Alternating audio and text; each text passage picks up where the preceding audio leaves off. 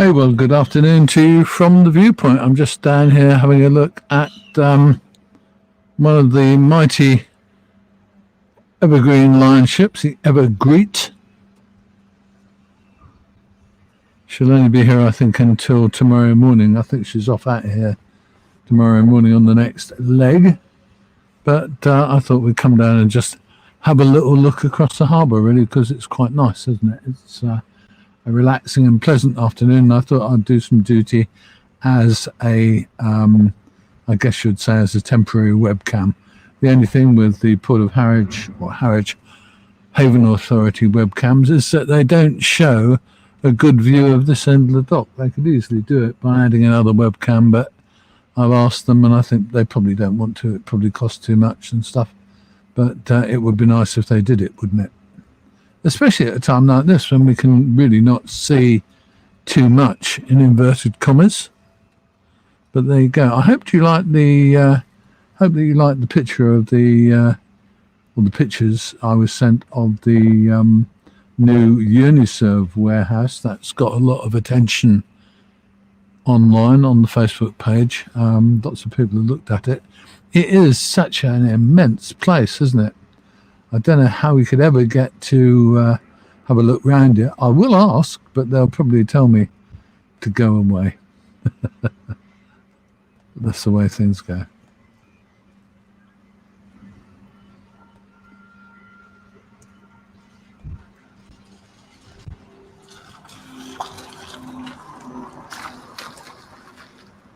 And there's Kate Thorogood. Hey, Kate, hope you're doing good. At least you can watch the cranes working. That's one of the interesting things here, I must say, is watching the cranes working. I've been up a couple of the big cranes, not at Felixstowe, funnily enough. I went up a couple of the big cranes at London Gateway a few years ago, and I'm not very good with heights. And when I got up to the engine house, which is the big white lump in this instance on the back of the crane, I was terrified. That was really probably one of the most frightening things I've done aboard ship. It's really odd. It's not the actual height that's a factor. I can stand on the bridge of a ship like that. The bridge of those ships at this particular point in the tide, the bridge is roughly on a level with the crane operator's cabin.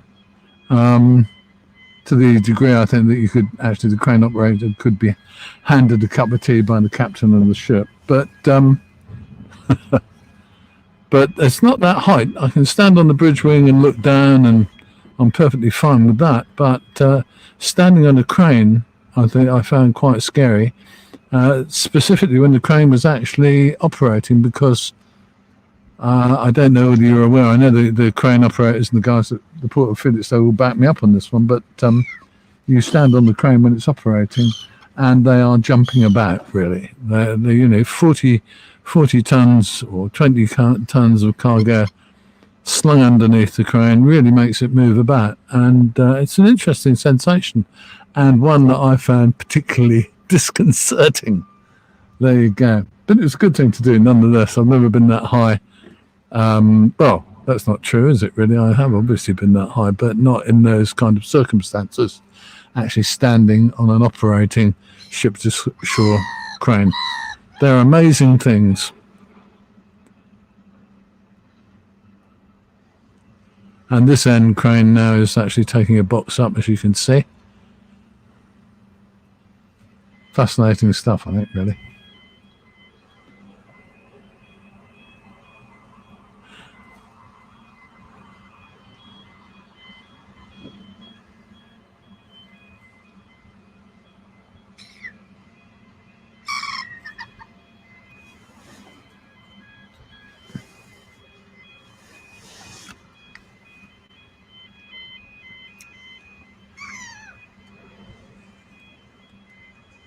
Just going to stick this one up just as a little thought for you if you're feeling kind and generous.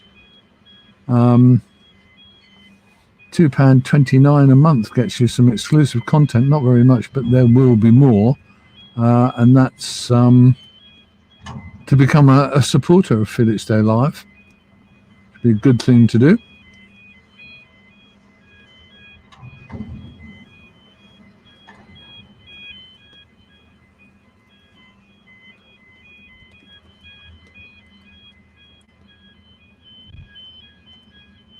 So, Emma, why have we got a frowny face then, mate? What's the matter?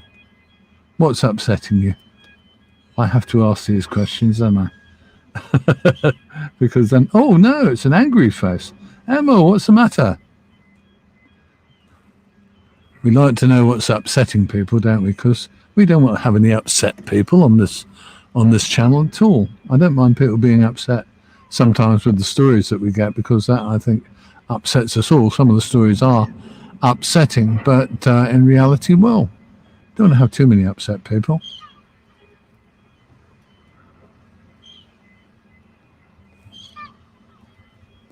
Bit of sunshine coming out now. It's nice winter sunshine. It's not at all warm. You can feel a little tad of warmth through there. So I went for a walk a bit earlier, or just before coming here. Oh dear, what's the matter, Emma? I don't like, I'm not very good at this. Sorry, I'm happy. Oh, you're happy. Oh, what? Are you telling me you clicked the wrong button? Because it happens all the time. But I always ask, because I'm an embarrassing old bugger, really. You know how it goes. But there, we don't want people unhappy. Gosh. Never mind. So what are you doing this afternoon? What did you make of this morning's story about the big warehouse that's gradually coming into use at is it Cricket Hill or Clicket Hill? I think it's actually Clicket Hill at Felixstowe, that huge warehouse that's being built for the mighty Uniserve. Oh dear, poor Emma. That's all right. You haven't upset me, and I hope I haven't upset you. There you go. And what have we got here?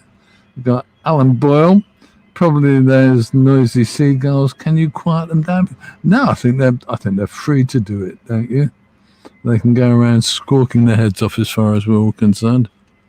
So there was a bit of discussion actually earlier about that warehouse that's going up at Clicket Hill, which is specifically about the number of people who are going to be possibly working there. At the moment, they were talking. There's been words since they started. It's always been the target figure employee-wise has always been about 500, 400, 500. And I've had several people sort of query the 500 figure. But that's always been the number that's been kicked about, I think. And added to that, you have to remember it's probably going to be a full-out 24/7 operation, and it's a huge warehouse. So if it's a 24/7 operation, chances are it's going to be, on the lines of 150 people maybe per shift in that immense place. So I think it's an interesting one. Who knows? Not to worry. I'll be interested to see what happens jobs-wise there. And we're also going to be talking tomorrow about looking tomorrow at that huge new warehouse development that's going on at it's going to start going on at the Orwell Crossing truck park. The whole area behind that is going to be made into a new industrial or warehouse park. Orwell Logistics Park, it's being called. So that'll be an interesting one as well.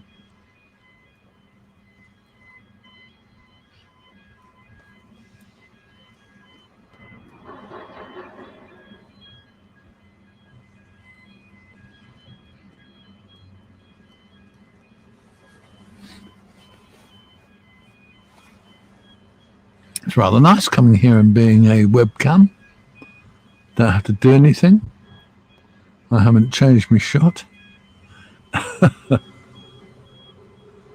noise you can hear, incidentally, the noise is either, I think it's mainly the automatic cranes on the stackyard here. They make a noise when they're travelling to and fro. But the ship-to-shore cranes do also make a similar noise, I think, when they're travelling from side to side, just to make sure people know they are. Scary big things, some of these automatic cranes now, aren't they?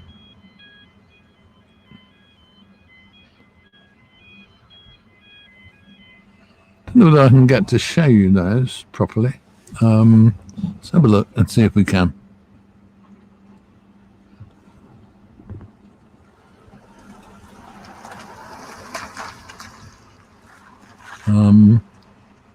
Just come away from that a bit.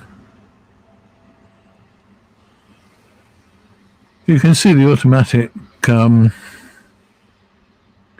cranes now, which are, they're the latest. They are automated. They do not apparently have a driver. They do have a driver's cab, but they don't have a driver at the moment. And they are being operated, or they can be operated from an office, which has got to be good news, hasn't it, really? For the guys who would normally sit out there. I don't know, really. I don't know how they work in terms of the economy of the cranes, insofar as do they save money? I don't know. I guess one guy, it depends how busy your yard is, really, doesn't it? If your yard is busy all the time, then I guess it's as broad as it's long. You can have a driver in there or not, as you like.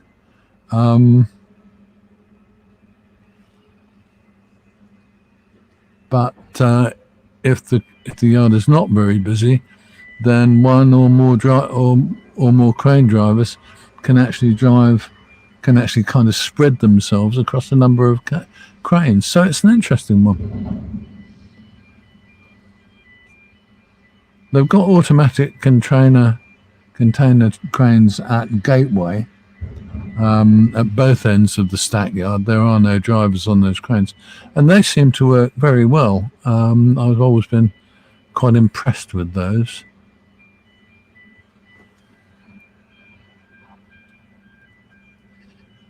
Interesting. There you go.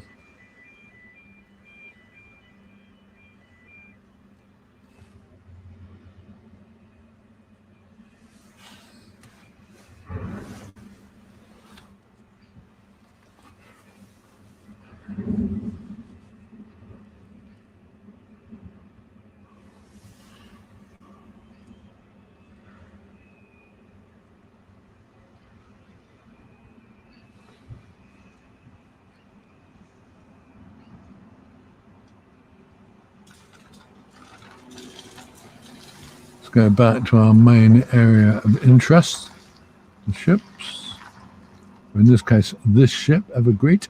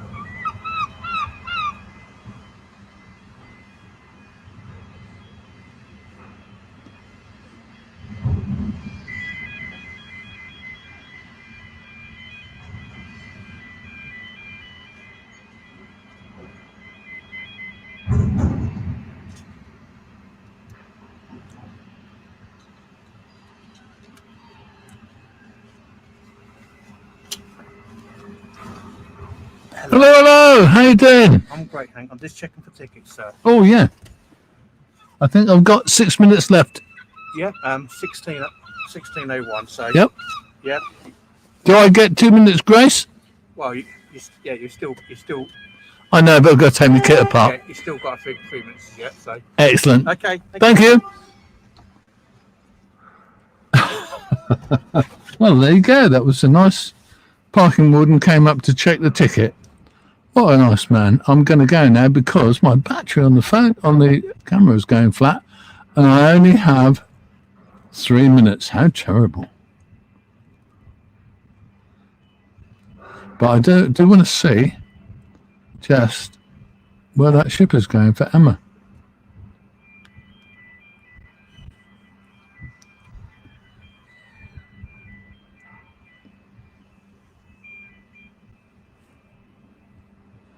Okay, so let's just have a look at where Evergrease is going to next. Right, she's off, Emma. This is especially for you.